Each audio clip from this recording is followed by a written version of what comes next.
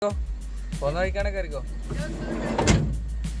Mind set സ്റ്റോറീസിന്റെ പുതിയ വീഡിയോയിലേക്ക് രാവിലെ തന്നെ അങ്ങനെ നമ്മുടെ സുരേഷന്റെ സ്റ്റിക്കർ കടയിലേക്ക് എത്തി. പരിപാടി വേറെ ഒന്നല്ല, നമ്മുടെ കമ്പനി വണ്ടിക്ക് ഒന്ന് സ്റ്റിക്കർ അടിക്കും. ഞങ്ങൾ എത്തിയ സമയത്ത് അവിടെ 1-2 വണ്ടികളുടെ വർക്ക് നടപ്പുണ്ടായിരുന്നു. അതിന്റെ വർക്കുകൾ നടക്കുന്ന സമയത്ത് തന്നെ സുരേഷ് ചേട്ടനെ കൊണ്ട് നമ്മൾ സ്റ്റിക്കറിന്റെ ഡിസൈൻ വർക്കുകളൊക്കെ തുടങ്ങി. പേരും ലോഗൊക്കെ അങ്ങനെ ഡിസൈൻ ചെയ്ത് നേരെ പ്രിന്റിംഗ് ഒക്കെ കഴിഞ്ഞ് കിട്ടിയ ഔട്ട് എടുത്ത് നമ്മളങ്ങനെ ഒട്ടിക്കാനുള്ള തയ്യാറെടുപ്പുകൾ തുടങ്ങി. നേരെ അങ്ങനെ കമ്പനിയുടെ പേര് തന്നെ ഫ്രണ്ടിൽ ഒട്ടിച്ചുകൊണ്ട് നമ്മുടെ സ്റ്റിക്കർ പരിപാടി സ്റ്റാർട്ട് ചെയ്തു. അതിനുശേഷം ബേക്കിൽ ഒട്ടിക്കേണ്ട സ്റ്റിക്കർ ഒട്ടിച്ച് നമ്മുടെ സ്റ്റിക്കർ വർക്ക് എല്ലാം നമ്മൾ അങ്ങനെ തീർന്നു. അപ്പൊ ഇതാട്ടോ നമ്മുടെ സ്റ്റിക്കറിന്റെ ഫൈനൽ ലുക്ക്.